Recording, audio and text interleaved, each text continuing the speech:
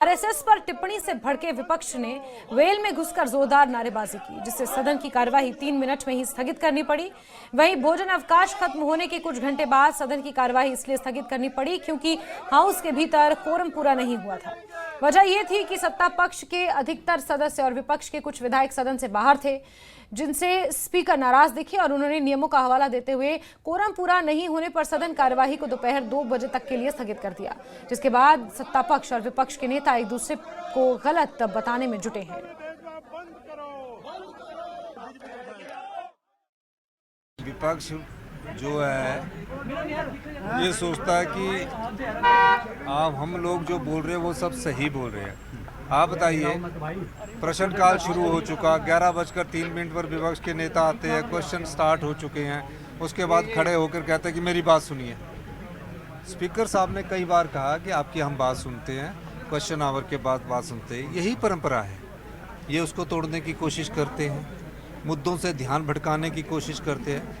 हमने इसीलिए सबसे लंबा 70 इसलिए बुलाया है कि आइए अपनी बात को पूरी तरह रखें। ठीक है, शुरू की थोड़ी बहुत नोक झोंक होती है, उसके बाद वो पूरी बात रख रहे हैं और हम चाहते हैं कि तथ्य और तर्क के साथ बात रखें। ये मैं कहना चाहता हूँ।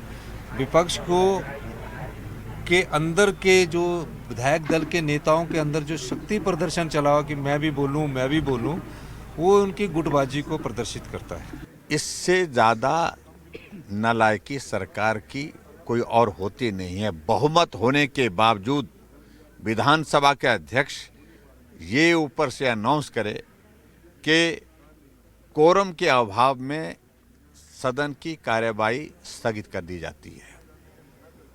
बहुत भयंकर बेइज्जती है ये सरकार की, लेकिन सरकार को शर्म तो है नहीं। आखिरकार कहाँ गए इनके विधायक? क्यों नहीं सदन के अंदर बैठते हैं? इसलिए नहीं बैठते हैं, रुचि नहीं रह गई। उनको ऐसा लग रहा है कि भविष्य तो आगे आने वाले समय में है नहीं। ऐसी सूरत में सदन के अंदर बैठने का बड़ा ज्यादा लाभ नहीं लग रहा है उन लोगों को। संख्या आपकी भी कम थी, तो संख्या हमारी कम है या ज्यादा है? हमारी संख्या जितनी है वो उतनी है। हम तो उसके बावजूद भी हमारे तो 2-3 लोग बाहर थे, बाकी तो सारे सदन के अंदर थे। लेकिन सत्ता पक्ष की रिस्पॉन्सिबिलिटी, मॉरल रिस्पॉन्सिबिलिटी अगर है कोरम को मेंटेन करने की, वो सत्ता पक्ष की होती है। मेरा ये 5वां कार्यकाल है विधायक के रूप में। पहली बार मैंने देखा कि कोरम के अभाव में जो है वो विधानसभा अध्यक्ष को जो है आज एडजर्न करना पड़ा सोमवार 2 बजे तक। और ये सत्ता पक्ष को देखना होता है, सुनिश्चित करना होता है कि भाई कोरम पूरा रहे, लोग अंदर रहें जब तक सदन का जो एजेंडा है वो सारा खत्म ना हो। और सीधे रुख करते हैं विचित्र का। हमारे सहयोगी जुड़ चुके हैं धर्मशाला से हमारे साथ। विचित्र, 8 दिनों का ये सत्र है, यानी 8 बैठकें इस सत्र में होनी है। 3 दिन बीत चुके हैं, लेकिन बहुत ज्यादा नारेबाजी, बवाल, आपसी बहस और अब कोरम कंप्लीट ना होना, यानी कि कंप्लीट इनडिसिप्लिन नजर आ रहा है। यानी कि ये सत्र भी उसकी भेंट चढ़ चुका है, जहां जनता के मुद्दे डिस्कस नहीं होंगे, आपसी रार ज्यादा देखने को मिलेगी। क्या हम ये कह सकते हैं? अश्विन, निश्चित तौर पर देखिए, इससे पहले भी कई प्रदर्शन होते रहे हैं, होते आए हैं और होते रहेंगे। चाहे वो सदन के बाहर की बात करें या सदन यानी जहां विधानसभा है, विधानसभा के बाहर जाकर किसी ग्राउंड की बात करें, हर बार ऐसा होता है कि इस तरह के प्रदर्शन होते हैं। लेकिन देखिए, जिस तरह से तीसरी बैठक में विधानसभा अध्यक्ष की ओर से बाकायदा ये कहा गया कि कोरम पूरा नहीं है और कोरम पूरा ना होने की वजह से जो है ये सदन की जो कार्यवाही है वो पर्टिकुलर टाइम के लिए जो है वो स्थगित की जाती है। तो निश्चित तौर पर जो है ये देखिए क्या हो क्या रहा है, ये समझा जा सकता है, इसी से समझा जा सकता है कि विधानसभा में ये जो विधायक है, ये चुने हुए जो नुमाइंदे हैं, पब्लिक के जो नुमाइंदे हैं, जो जनप्रतिनिधि हैं, वो कितनी रुचि ले रहे हैं। आखिरकार इनकी रुचि को हो क्या गया है? क्यों ये सदन में आना नहीं चाहते हैं? क्यों वहां पर बैठकर जो है अपनी बात रखना नहीं चाहते हैं? जबकि यहाँ पर जो है वो 744 के करीब जो है इतने सवाल जो है वो आए हैं और वो भी ऑनलाइन माध्यम से आए हैं। हाईटेक तो ये हो गए हैं, इस बार तो ऑफलाइन भी कोई सवाल नहीं आया है। ऑनलाइन सभी ने जो है इतनी एक्साइटमेंट दिखाई है, इतना अच्छा रेस्पॉन्स दिखाया है। बावजूद इसके देखिए हो क्या गया है कि सदन के अंदर जो है वो कोरम पूरा नहीं हो पा रहा है। तो निश्चित तौर पर बकाया जो बैठकें हैं वो देखने वाली लाजमी रहने वाली है कि आखिरकार है क्या। अब देखिए, की ओर से भी जो है यहाँ पर चुप्पी ली गई है कि पहली मरतबा ये देखने को मिल रहा है कि बहुमत वाली सरकार होने के बावजूद भी, यानी सरकार तो खैर बहुमत से ही बनती है, लेकिन बहुमत होने के बावजूद भी किसी एक ही पार्टी पार्टी के पास बहुमत है और उनके विधायक भी सदन में नहीं है और कोरम जो है वो पूरा नहीं हो पा रहा है, तो फिर आ क्यों नहीं रहे हैं? तो उन्होंने ये तंज कसा है कि उनके कहीं ना कहीं जो है वो सरकार में रुचि नहीं, क्योंकि उनका भविष्य उनको नजर नहीं आ रहा है कि उनका भविष्य क्या है, इसलिए वो आना नहीं चाहते, क्योंकि उनको पता है कि जब जनता के बीच जाएंगे तो कहेंगे कि।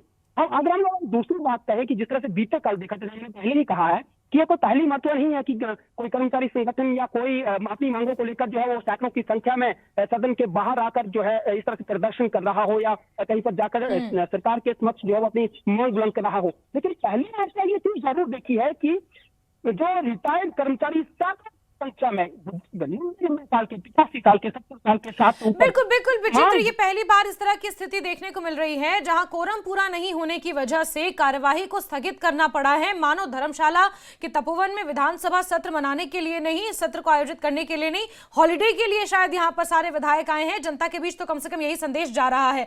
बहरहाल विचित्र, आप नजर बना करके बहुत शुक्रिया जुड़ने के लिए। वहीं बीजेपी ने मंत्री जगत सिंह नेगी से आरएसएस को लेकर अपने बयान पर माफी की मांग की है।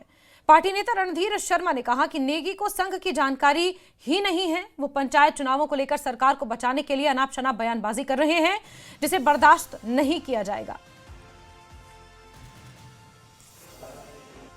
हिमाचल जिसको बेचने का काम ये सरकार कर रही है, उसको रोकने की सबसे ज्यादा जिम्मेवारी राजस्व मंत्री, उसको निभाए। आपदा में राहत, पुनर्निर्माण, पुनर्वास का काम करें, ना कि आपदा के जाने के 6 महीने बाद होने वाले चुनाव को भी आपदा के नाम पर टाल दें। ये जिम्मेवारियों से भागने वाले लोग दूसरों पर लांछन लगाकर, दूसरों पर अभद्र टिप्पणियां कराकर अपनी जिम्मेवारी से बच नहीं सकते। इसलिए मैं कहना चाहता हूं कि राजस्व मंत्री को अपने इन शब्दों को वापस लेना चाहिए, माफी मांगनी चाहिए, खेद प्रकट करना चाहिए, क्योंकि ये जो बातें उन्होंने बोली है, ना इनमें कोई सत्यता है, ना इनके कोई प्रमाण है। इसलिए माफी वो मांगे, सार्वजनिक रूप से मांगे, ये भारतीय जनता पार्टी की मांग है। हिमाचल सरकार के राजस्व मंत्री श्री जगत सिंह नेगी जी ने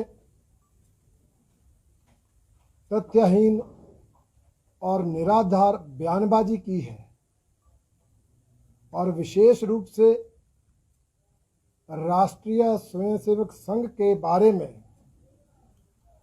अमर्यादित टिप्पणियां की है, उसकी भारतीय जनता पार्टी कड़ी निंदा करती है।